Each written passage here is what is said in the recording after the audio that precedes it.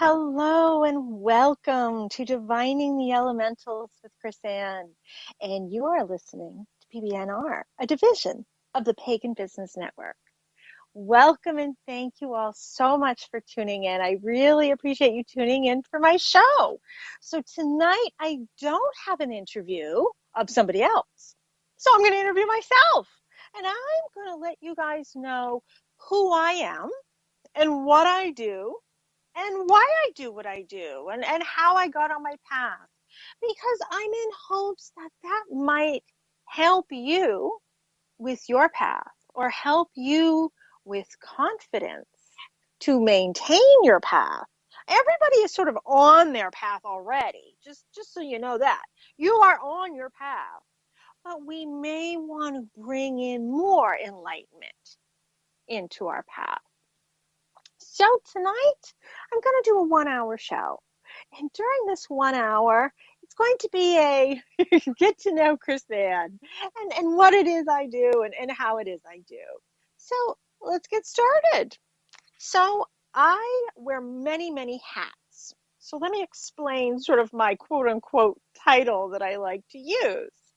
So I am a psychic who does readings in the Akashic Records, which is your soul's history and your soul's past lives. And all of that information can be accessed through the Akashic Records. And we're going to get into more of that a little later in the show. I'm also a medium, so I can speak to those on the other side. I do animal communication, both living and deceased. And I do your regular psychic stuff, past, present, future, tarot, oracle cards, pendulum board, Ouija board, scrying, chicken bones, you name it. I like to use a multitude of divination tools or none, because many times I don't use any divination tools. I just listen and I pay attention and I trust. And for me, it kind of started, my earliest memory at least, it started when I was 3 years old. And my uncle had recently passed away, and he had lived on the other side of the country from me. Well, at the age of 3, I started speaking to him on the other side.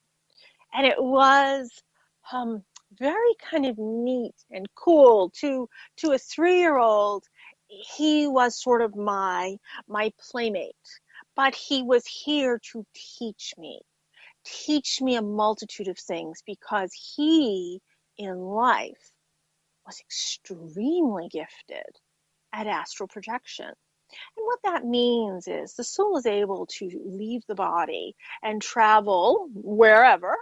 So he would leave his body at one end of his house and travel to another end of his house and be able to tell people the conversations that were going on that frankly there was no way he would have been able to hear. So in death, he had come to me at 3 to start teaching me that.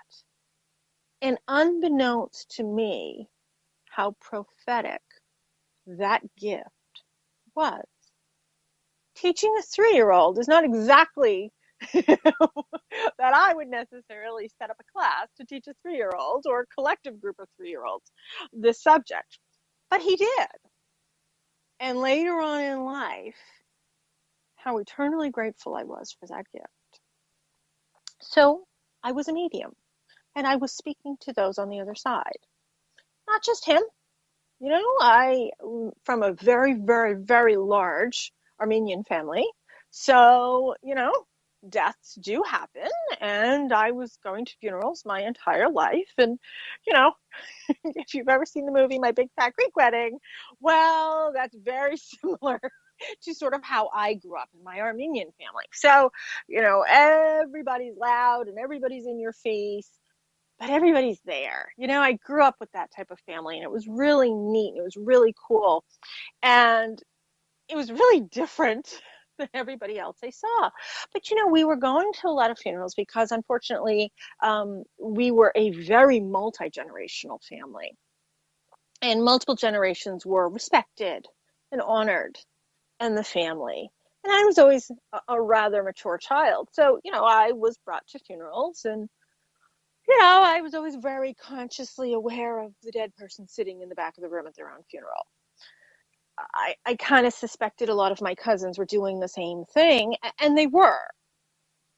And as I grew later on in life, I came to realize that many of my family members on the Armenian side of my family, both male and female, were very, very gifted. My grandfather was a barber in town. So he would read everybody's heads while he was cutting their hair, and he would sort of do readings for them. And if they were special enough, he would invite them back to the house and he would read their tea leaves. So that was always kind of neat growing up in a family like that. And my grandmother had taught me how to read people's faces. So that was always very useful and very helpful. And I didn't realize until years and years and years later, after my grandmother had passed away, actually, and she passed away fairly recently, my mother never knew how truly gifted her own mother was. I always felt bad for that. I always felt really, really sorry for that. My mom and her mom were extremely close. They were on the phone every day, all day, much like my mom and I now. But I don't think my mother knew that my grandmother was always pulling me aside and giving me these little hints and giving me these little tips, because my grandmother saw that in me. My grandmother recognized that in me. And what an honor. What a gift and what an honor. So my point in saying that is, talk to your children, talk to your grandchildren, talk to your nieces, talk to your nephews, share this knowledge, whether it be something that's just intrinsic within all of us. If you open up and have that conversation and share it, it might trigger it in the children, or it might keep it from going away in the children, might keep it from going dormant. Not that it actually ever goes away, but it does go dormant. You know, if you grow up like some of my friends did, where their parents were sort of freaked out about these things, they learn to suppress it. How sad. How sad was that? So I learned to kind of keep my mouth shut. And in my mind, I always knew there was nothing wrong with what I was doing by any stretch of the imagination. I knew it was other people that had the problem, not me. And even as a very young child, I knew that. And as a very young child, I was reading for other people. I was reading other people.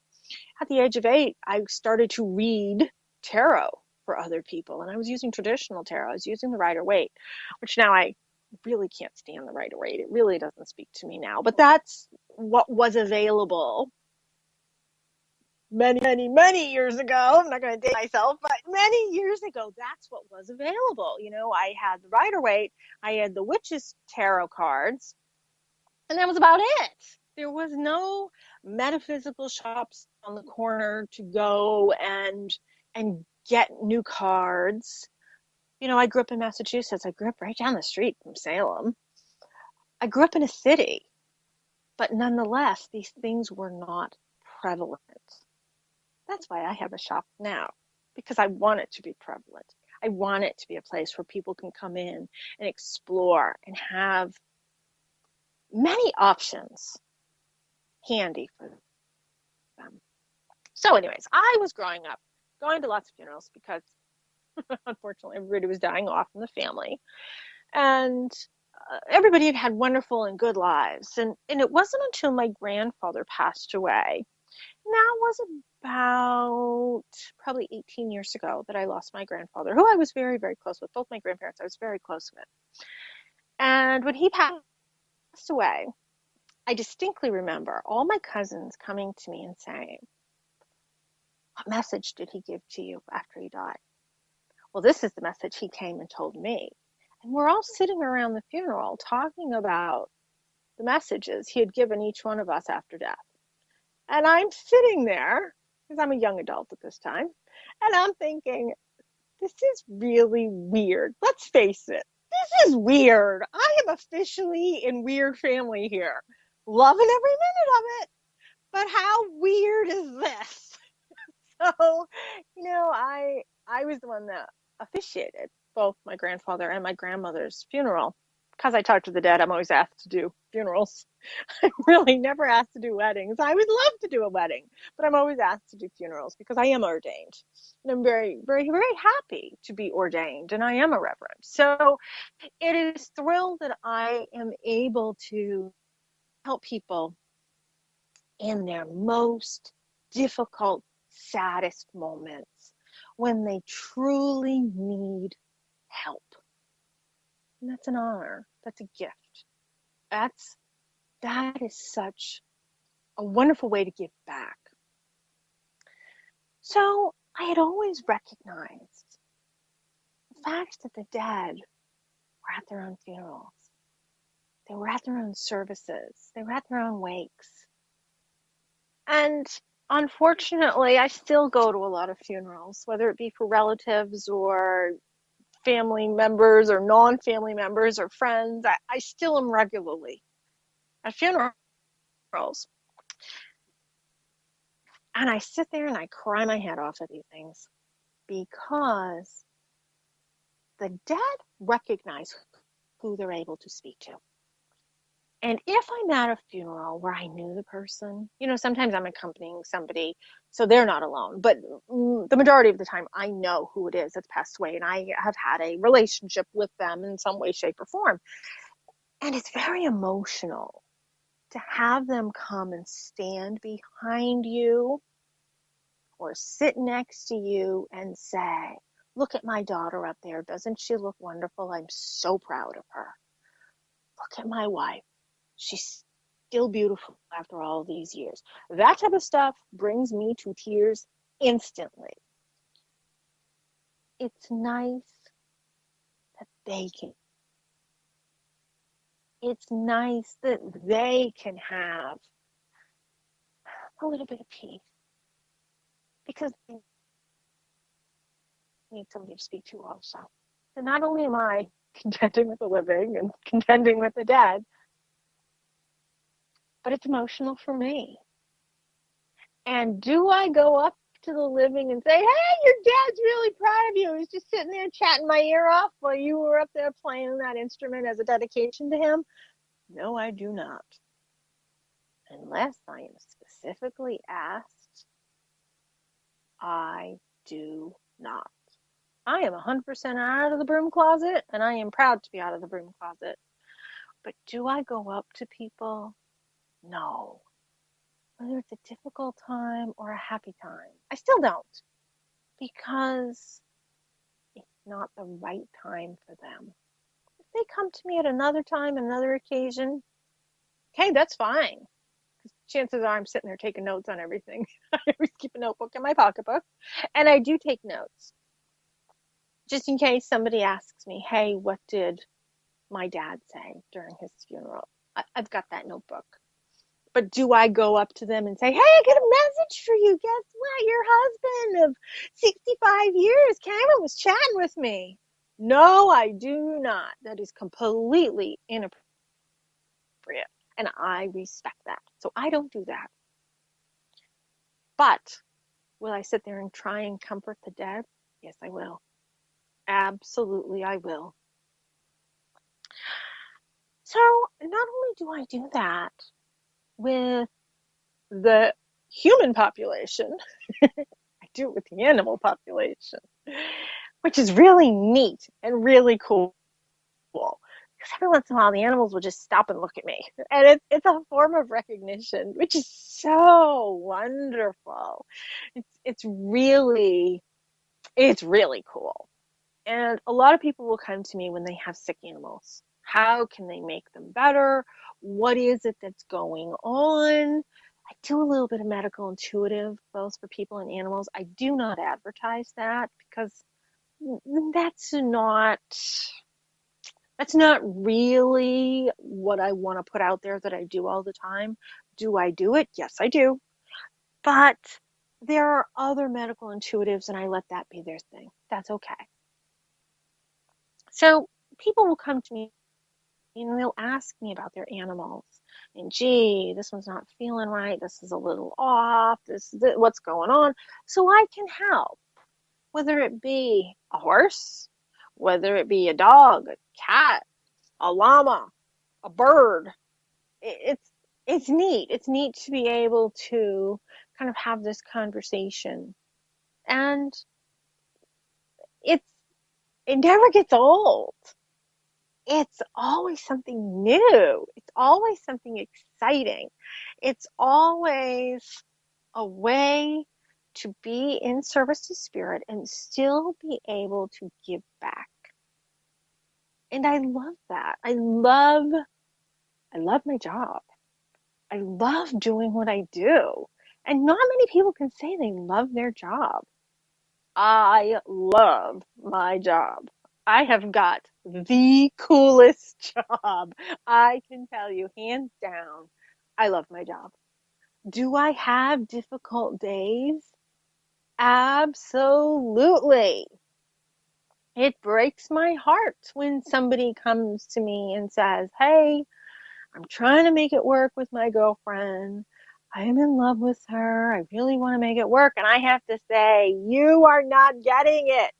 She wants out of the relationship. She's got somebody else. You need to move on, get a life and move on. And have I said that? I said it the other day. In fact, it was yesterday. I said it yesterday. And this was somebody I do know personally. So I used my words a little more freer than what I would have for somebody that I didn't know. That's when my job is rough. I don't want to see anybody sit in front of me and cry, and they all do. They all sit in front of me and cry, and that's okay because they need to let it out. And I am the safe place for them to be able to do that. And not everybody can say that about their job. Not everybody can say, I am the safe one. I'm not sitting there I'm not writing a book about everybody I'm reading for and names and dates and what their details are. I'm not doing that. What I tell my clients is between my clients and myself and spirit. That has nothing to do with anybody else. Now, if you're coming to me in a gallery reading, that's a different story. The whole room's knowing what's going on. But I don't always speak as directly if it's a sensitive subject. I tend to pick my words. If I'm in a gallery reading and it's a very sensitive subject, I pick my words. I use my direct eye contact and facial expressions, and I make sure they're getting what I'm talking about. And I might be talking in code that they can understand because I know they're getting it because I can see it in their eyes. Because I deal with sensitive subjects. So let's talk about the Akashic Records. Let's talk about what that is and exactly what that means. So the Akashic Records is your soul's history, your soul's past lives, all the incarnations that your soul has had on this planet and how many other planets, how many other galaxies and solar systems. It's very cool. Not only do I read souls of people, I read souls of animals. I read the history of land. I read the history of buildings. I can kind of touch a tree and see what's going on in the land and all that fun stuff. So by doing an Akashic Record reading is now how I open up and do everything else. Because if somebody comes to me and they say, gee, why do I keep attracting these type of people into my life? All right, well, let's go back and let's look at this lifetime and this lifetime and this lifetime, and we can see why that is happening. And I can contact the loved ones in the Akashic Records, and I can just sort of delve a little deeper. Before I wasn't doing the Akashic Records, years and years and years ago when I first started was doing a little bit without knowing I was doing it, but now I can deeply, heavily go into somebody's Akashic records through, I like to say it's through time and space. And I can get more information. I can tap into the information in a quicker, easier way. And it's interesting because they always show me what somebody needs, not in chronological order, but in order of importance. So I might be tapping into your past life in the 1700s because that's the most important one that correlates to what's going on now. And then we're going to talk about the one that happened in the 1800s. It does not go in chronological order. It goes in their order because time does not exist in the Akashic records. There is no time. The only way I know what time it is and what date it is in the Akashic records is by looking around and seeing, are there vehicles? What are people wearing? What are people eating? What am I smelling? What am I hearing? What am I tasting? What do the houses look like? That's how I can recognize where I am. I've done it for years now. So I can kind of get a feel for this is what this time frame feels like. This is what this time year feels like. Each kind of has their own energy. So I can get a feel for that. And that's how I can sort of tell what general time frame we're in. Unless they show me a specific date, like a newspaper or something like that. That's how I'm getting that feel, because time does not exist in the Akashic records. And people will say to me, but when am I going to get this job? When am I going to meet that person? I'm like, wait, I don't do times. Time does not exist in the Akashic records. When I'm not in the Akashic records, we'll get the pendulum out and we'll see what we get pendulum wise for you. Or if I hear something specific, fine, I'll tell you, the time does not exist. There is no time. In other words, everything happens in the right time. Everything happens when it's supposed to happen. And you need to allow it to happen, which, being a human, having a human experience, isn't always what you want to hear. Hey, let's face it, I want to know when I'm going to win the lottery too. But that's not happening in the Akashic records. I mean, I wish I was the one getting the numbers. It's not coming to me because it's not my time. It's not the right time for me. Let's hope there is a right time for me. But for now, it's not now. And that's okay because I can understand and I can respect that. Because I trust when I'm doing what it is that I'm doing, I am trusting in my abilities. I am trusting in the information that is being given to me clearly, concisely, for my client's highest and best good. I am believing in the loved one's ability to come to me and give me that information. It's a big, interconnected, interwoven, wonderful way that we all symbiotically work together on a soul level. I have no other way to explain it other than it's kind of like one of those paper chains that's all interconnected. And we are all interwoven together. And on a soul level, we're all connected on a soul level. It amazes me. It's a wonderful thing. And I'm thrilled. That's what my job is. I mean, how cool is that, really? That's my job. People come to me when they need help, or they want to talk, or they need a friend. And I'm thrilled that I'm the one they come to. That's such an honor. I mean, I just keep saying it's such an honor because it truly, truly, truly is such an honor. And when your children are doing these things, respect it, because it's an honor for them to So, I talked about some of the other sort of divination tools that I like to use. Not that it's needed because on the Akashic Records, I'm just kind of opening up and I'm listening. And I used to do automatic writing when I was in the Akashic Records, and I would just write. And it just became exhausting. It just became too much for my hands. And I just said, forget it. I'm not doing this anymore. You need to just come and talk to me, stand next to me, and just talk. And I'm going to say it at the same time because I'm trained as an that was my muggle job, was being a sign language interpreter. So I used to somebody sitting there and talking, whether it be talking with their voice or talking with their hands, and I'm used to doing the opposite at the exact same time.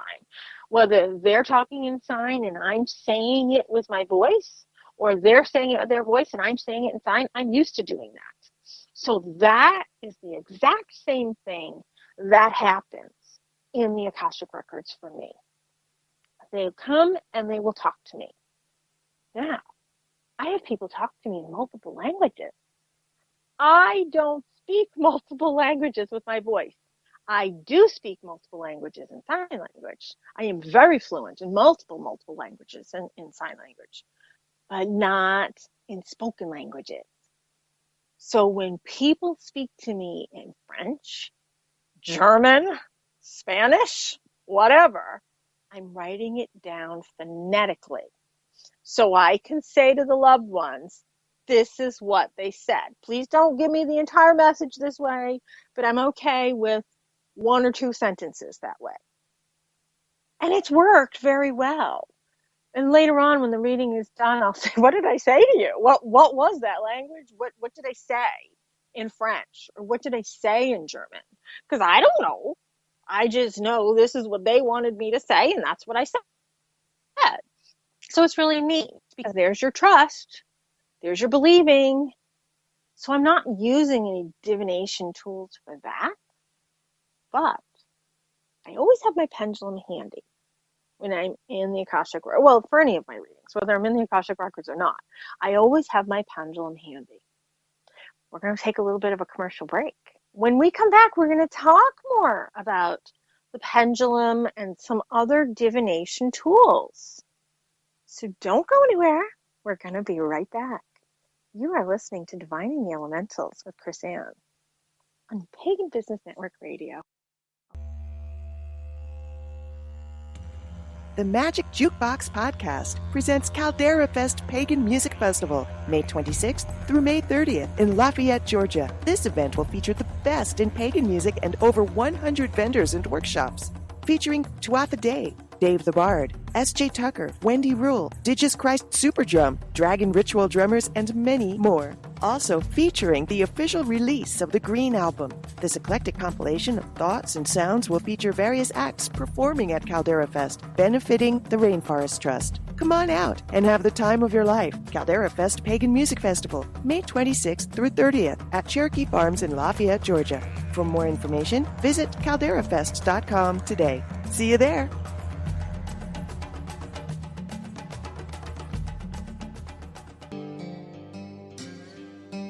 Have you been searching for that perfect candle for your project or working? How about for a specific intent? Something other than the big box store candles made from mystery rocks? Then look no further. Visit The Waxing Witch on Etsy for the best selection of handcrafted candles anywhere. Pillars, votives, shaped, plus some giftable candles you won't believe. All their candles are made in-house using a variety of waxes, soy, palm, beeswax, paraffin, and all are clearly noted in the listing, so there's no mystery wax here. From a whole line of saints candles to archangel working candles, and you have to see the new Wicked Wonderland spell candles. They're made to work wickedly quick and wonderfully easy. Or the fun new Sanderson sister pillars. Those are a hoot. And I can't forget their skull candles. These are phenomenal. The burn is beautiful, and I really won't work a trick without one. But that's not all. Any candle can be customized with a scent of your choice or even color if you prefer something different. They love special orders and will work with you to make your candle the way you want it. They do unity candles, hand fasting candles, or candles made for events, so don't hesitate to ask. You won't find folks easier to deal with, and they all come from their little shop on a Louisiana bayou. So do yourself a favor. Check them out on Etsy at The Waxing Witch. That's The Waxing Witch, witch spelled W-Y-T-C-H. Tell them PBNR sent you for a little surprise with your order.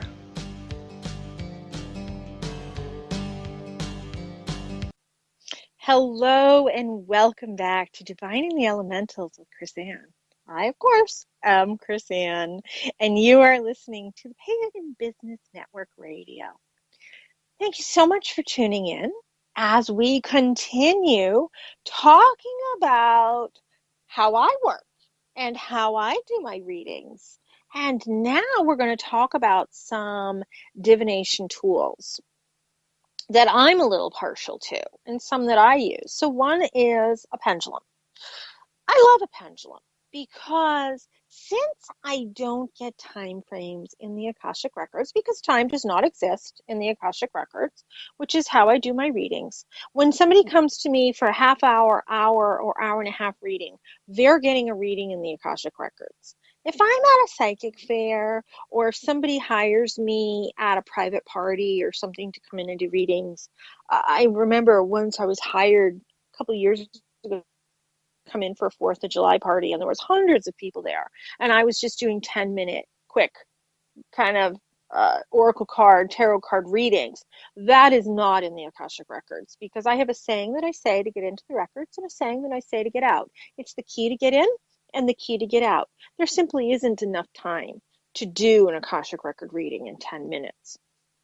That's something that really is a half an hour plus. So when I'm doing a quick reading, like a 10-minute reading, which people are still getting plenty of information because clearly I can talk and I can talk quick. So they're still getting plenty of information, but that is not the Akashic Records. So when I'm doing that, I like to use my pendulum. Pendulum is giving me timeline information. Pendulum is giving me a quick yes or no. When I'm doing a Reiki session on somebody, and when I teach Reiki, I always teach with a pendulum. Pendulum is an absolute must in all of my Reiki classes because it gives an added boost to your confidence. So when I'm doing healings, I use a pendulum because it's an amazing way to direct the energy. And that's something I teach in my Reiki 3 class, of how to direct the energy with a pendulum. I teach how to scan the body with a pendulum in Reiki 1 and 2 and 3, of course. But to direct the energy with a pendulum, or to change the flow of the chakras, is done with a pendulum. So let's say you are living north of the equator. Your chakras spin one direction. You're living south of the equator, they're spinning the opposite direction. If you, from north of the equator, go and visit south of the equator, when you come back, you need your chakras respun the proper way. That's so simple and easy to do with a pendulum. It's a quickie deal. It's easy. It's fantastic how easy it is. It's all the ways that I like to use a pendulum. Now, there are pendulum boards, and my partner Jeff carves pendulum boards. They're sort of like a mini Ouija board, and that's a great way to get added information. So it looks very similar to a Ouija board. So it will have all the letters of the alphabet on it, and then it will have numbers, and you can scan over the letters like you do a Ouija board, but you're scanning with your pendulum. Is it an A? Is it a B? Is it a C? Whatever. You can go that way. So that's another fun way to use a pendulum. I make pendulum boards that are just simply directional. If it goes this way, it means yes. If it goes this way, it means no. If it goes this other way, it means maybe, whatever. That's all sort of on the board. So that's another way to use the pendulum. You know, people will come into the shop all the time, and they love to bring in pocketfuls of black crystals, black tumbled stones. Well, all the black stones look alike. And sometimes you have to feel them. You have to see the sheen on it. You have to feel the weight of it in order to know which stone is which. And I tell people, when you take this home, label it, because they all look the same. So sometimes I'll use the pendulum to determine what black stone is what, because all the black ones kind of look the same to me. And that's just one example. And then there's a lot of green ones that look the same too. Let's face it, if you don't label your crystals, good luck, because I have hundreds of varieties of crystals in the shop. So I always tell people, please label this. And I tell people what I used to do is put them in fishing tackle boxes. So I would label each little section, and this would be all my onyx stones. This is all my rubies. This is all my garnets, etc. So I like to buy my tumbles in multiple because I'm doing healings with them. So anyways, so I like to take a pendulum and I can dowse which stone is which. Is this an onyx? Yes, no, okay, let's go from there. Traditionally, pendulums were used to determine whether a pregnant woman was having a boy or a girl. And they would take a needle with a thread and hold it over the pregnant woman's belly. That's a pendulum. So they were doing a divination tool for how long have they been doing that? Forever. So that's a pendulum. People douse the land to locate a water source. So whether you're using L rods or you're using a pendulum, it's all dowsing. Or a stick. Some people are using sort of a Y-shaped stick. That's really fun. All that is really, really fun. But that's dowsing. That's a way to determine where the water source is. That's all the different fun ways to dowse and use pendulum. I also like to use oracle and tarot cards. So tarot cards are more the traditional Rider-Waite cards that have the major arcana and the minor arcana combined in the deck. And those are definitely a skill to read. That's definitely a skill that you have that knowledge of all of those cards. I started that way, reading those cards. It no longer resonates with me. I do have a couple decks of traditional tarot cards that I do like and that I do pull out. Not Rider-Waite. I have a gazillion decks of Rider-Waite. Everybody likes to give me Rider-Waite. Please. I don't like Rider-Waite. So I, in turn, now have things that I give to other people when I think they're in need, which is fine. But I more gravitate towards the oracle cards. And the reason is because they're lovely imagery. It's up to the illustrators, their decision on how they want to create their own deck. There's no rules with an oracle card deck. And I like that. I like the freedom of being able to interpret that card meaning that and that card meaning that. Chances are I don't read the books that come with them. I interpret them my way. And I like that. I like the freedom of that. And I have developed a way to read using 15 plus decks for one reading to be able to give my clients the information they need with timelines included in that reading. And it gives them deeper insight. And I find that that's much, much more info for them than the traditional tarot, at least for me. I know other people that are extremely skilled in the traditional tarot, and that's fantastic. That's wonderful. That's how it works for them. That's not how it works for me anymore. For me, it's been evolving. And I allow it to evolve, and I go with it. And for me, it's now the oracle cards. And I have well over 100 decks. And I'm always looking for more. I love them. Love my oracle cards. And, I like the ability of combining completely different types of decks to be able to give the exact same message again and again and again, because if they're not hearing it this way in this row, the next row might be saying the same thing, in a different way. The next row might be giving a little bit more detail about what the first row said. And as we go 15, sometimes 20 rows down, you're getting a complete full picture of what it is that we're talking about. Because many times people aren't getting it right away. But by 15 rows in, you're sure as heck going to get that information now, aren't you? And I make sure everybody writes it down. When there's something pertinent that comes along, I'll tell them, there's a pen and paper, write it down. Trust me, just write it down. And they fight me on it every damn time. And I'm like, just write it down, please. And, that's okay. Some people record me, and that's okay. I allow that. But just write it down. When I tell you to write it down, write it down. Because those are the people that always come back to me, and they'll say, I'm so glad you told me to write that down. I'm like, the psychic told you to write it down. Just please listen.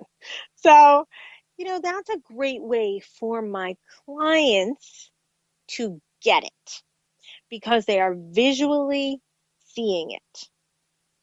So many times I don't need to use the oracle cards at all. I don't need to use the oracle cards at all, actually. I just open up and get the information. But when I get a feeling that they need the visual backup about what I'm talking about, I pull out the oracle cards. So that way they can clearly see what it is I'm talking about. And I like that. I like being able to give that to my client, to being able to give the information on multiple levels for them in multiple different ways. And I think it works. I think it works great. So I do recommend people pick up a deck of oracle cards. I happen to sell them on our website and in our shop. And the website is www.chrisanne-jeff.com. And the reason I highly recommend oracle cards is it's a very easy way to do a one card pull of the day. What's my inspiration of the day? Let's pull a card and let's find out. I also do that with my Reiki shares. When people come for a Reiki share, so Reiki shares, what that means is light workers, Reiki practitioners like to get together. I host them every 2 weeks. So they like to get together so we can practice on each other. We can get the Reiki that we need. We can get the energy work that we need because we're so busy doing Reiki for everybody else that, we need some too. So we can work on each other. Even though the Reiki is coming through us when we are working on our clients, we still like to get some. It's like somebody who's a massage therapist likes to go and get a massage. It's the same exact thing. So when I have people that come to the shop for Reiki shares, we're learning about essential oils. Every week it's a different essential oil that we learn about and a different crystal. And then we play with those on the Reiki table.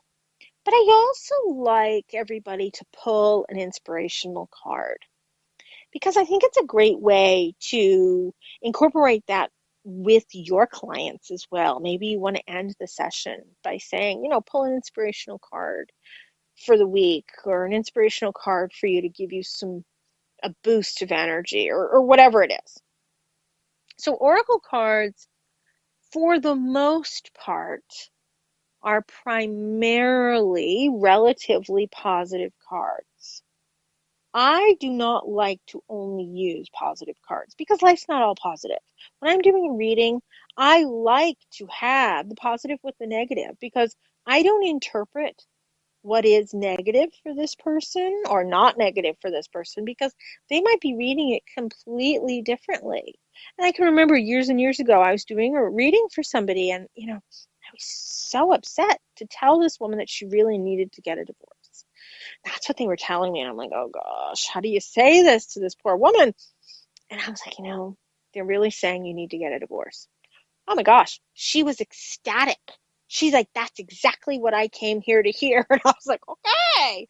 So that taught me years ago not to put my own judgment on something because I may have thought that was sad. She was ecstatic to hear that. That is what she needed to hear. So it is not my place Even though I'm an interpreter, it is not my place to interpret the message. That's not where I am working as an interpreter. I am simply giving the message. That's their job, to do what they will with the message. So I need to take my interpreting hat off when I'm doing my psychic readings, because that message isn't for me. It's not my message. It's their message. So let them do what they want with it. We need to take our own ego. We need to take our own convoluted thought process out of the whole thing, because it has nothing to do with us. I am merely there facilitating the information. Point blank, that's it. Nothing more. Give the information. Bingo. That's it. Thank you. It is not my place to determine whether that's going to be a good message or a bad message for them. And having that experience years ago was not only a message for her and what she needed to hear about getting a divorce, but it was also a message for me to know that I did not have to put my own emotions into it. It had nothing to do with me. But in a way, it was a twofer message. And I like to say things are a twofer when I'm doing gallery readings, because it could be a message for a couple of different people in the room. So that was a twofer message. The other part of the message was for me to learn to not be upset about it, not be upset for my client. I mean, if somebody is sitting there bawling in front of me, that's different. I can absolutely be upset for my client, and I can be empathetic, because as an empath, as somebody who feels everybody's everything, I can feel what's going on with my client. And also, as an empath, which I think a lot of these children that are coming in now, a lot of these crystal children coming in are empaths.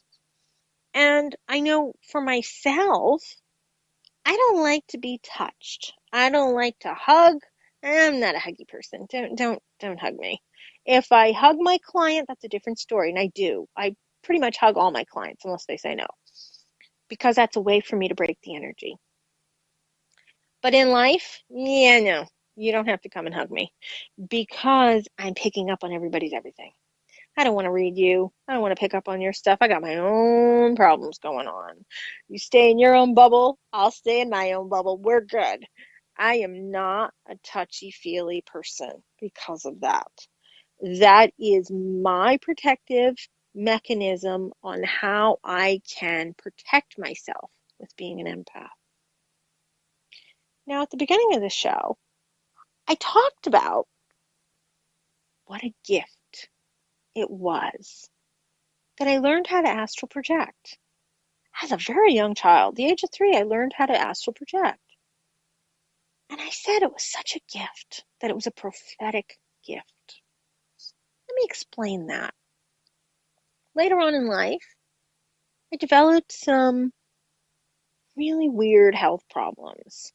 Some very, very difficult health problems. Some health problems that caused me to not be able to do my job anymore. And it was physically crippling. I could no longer eat because I couldn't cut my own food, and I refused to have my mom cut my steak and all that stuff for me anymore. So I stopped eating that type of food. I was eating with my hands because I couldn't use silverware. I lost all dexterity. I lost the ability to do that. I also lost the ability to walk. So it was very, very difficult for me to sort of navigate the world because my body was in a lot of pain. So I'd pop out every once in a while. I would astral project. And I had to go through a lot of MRIs and a lot of these tests. And, I still go through them, and it's such a joy. And my mom always yells at me whenever, because she always brings me. She still, even though I'm in my 40s, she still brings me for MRIs. She always yells at me before every MRI. You better stay in your body. Stop leaving your body. Stay there so they can figure out what's going on.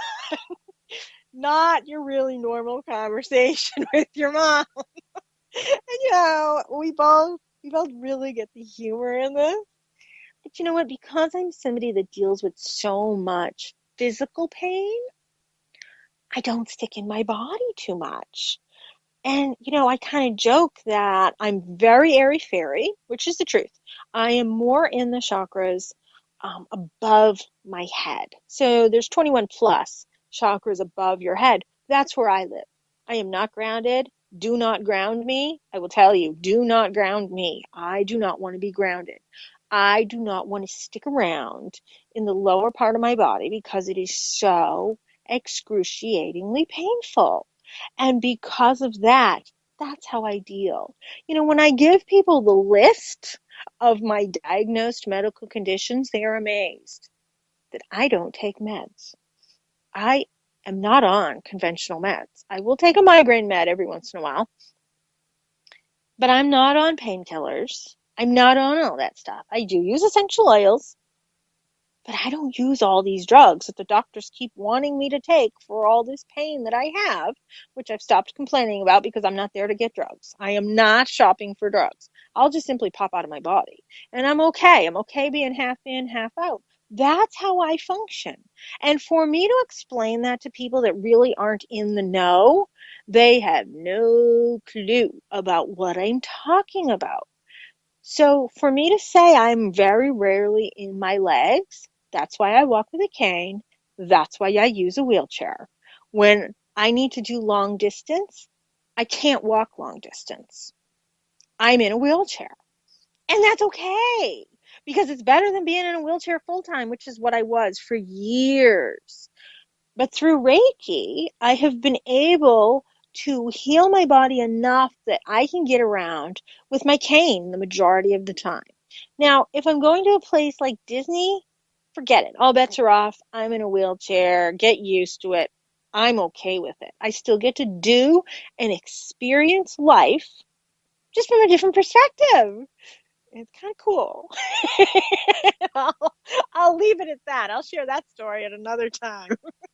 Just trust me, my perspective is wonderful and I love it. And I'm very grateful that I have had the experiences I've had because it's been able for me to say to people, listen, this is what I've gone through.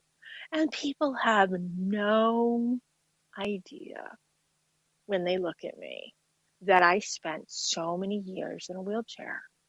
And I fought with society's stereotypes of having a 20-something in a wheelchair. I looked vibrant. I didn't look like somebody, quote unquote, that was supposed to be in a wheelchair. Don't ask me what somebody in a wheelchair is supposed to look like. Well, whatever. I fought through that. And because I was able to astral project, I'm telling you, that's what helped me keep my sanity. It was a wonderful gift for me. It was such a prophetic gift. I still use it. I still do it daily. I still am not fully in my body. And if you ground me, you're in trouble because I'm going to unground damn quick. I don't like to be grounded. And that's my choice. And as a light worker, we need to know that for our clients, that it's their choice. If they don't want to be grounded, don't ground them. Whose business is it for you to tell somebody they need to be grounded? I've had many an argument with people over that, and that's their problem. Whatever. I don't have a problem anymore. That's them. So, use your gifts. Take what it is that makes you special. Help the children that are around you with their wonderful gifts. Because everybody is so unique. Not everybody looks the part. Not everybody looks what we expect them to look like. If I'm sitting there in a chair, a regular chair, and then I go and get up and I'm using a cane, people have said to me for 25 years, why are you using a cane? Or why are you in a wheelchair? Mostly they say to me, why are you using a cane? And I'll say, to beat all the men away from me. So you got to find humor within these things because I'm grateful that I have my cane. My dad makes me these wonderful canes every couple of years. He finds the perfect wood for me. I'm grateful that I have that. It's part of my stability. It's part of what gets me around.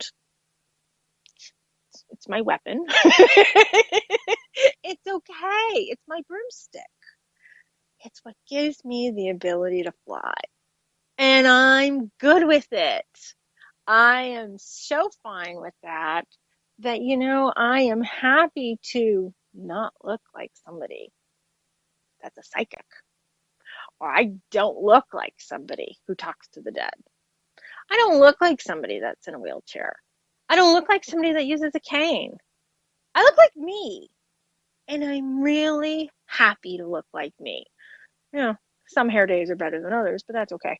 I'm happy to be me, and I hope that you're all happy to be you, because we all have unique, special gifts that make us who we are. And we all need to pull our gifts and work together, because that's what makes the world go round. That's what makes us energetic beings. Since 2014, the Pagan Business Network has been building resources by bringing together pagan-owned and pagan-friendly businesses. With multiple resources available, it doesn't matter if you're an artisan, musician, vendor, author, publishing company, blogger, podcaster, event planner, or any other organization. We have the resources here to help you succeed. Becoming a member is easy and affordable, even for the smallest of budgets. With your membership, you will get Business Spotlight, which is an article written in an interview style, complete with details and photos. Social media sharing through the Pagan Business Network. A blog roll. A membership card for discounts at participating businesses. You'll also get discounts on tickets to all Pagan Business Network events, and so much more. You can check us out at paganbusinessnetwork.com for more information.